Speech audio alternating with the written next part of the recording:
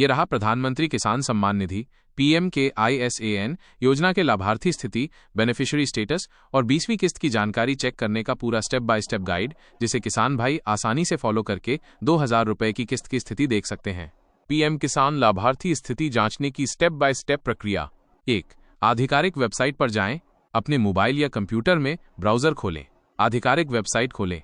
pmkisan.gov.in का link.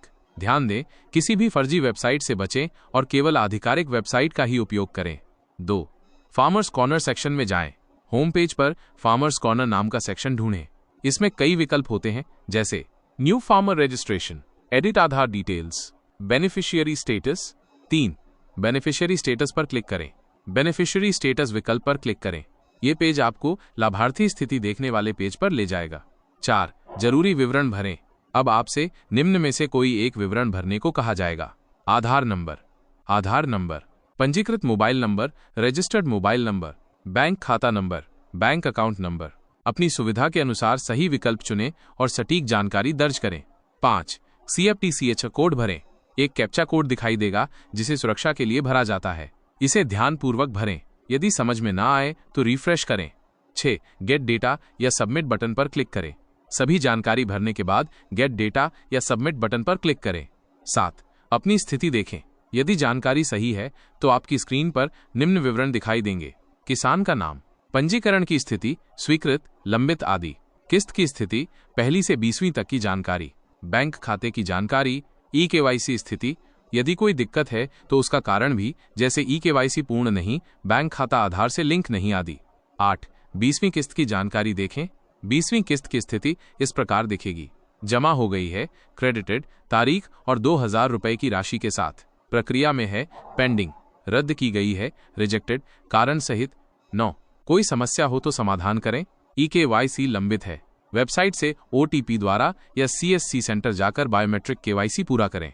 Bank खाता link नहीं, बैंक से आधार लिंकिंग करवाएं और पोर्टल पर जानकारी अपडेट करें। नाम नहीं दिख रहा, नया किसान पंजीकरण करें या कृषि विभाग से संपर्क करें। 20वीं किस्त नहीं आई, हेल्पलाइन नंबर पर कॉल करें या ईमेल करें।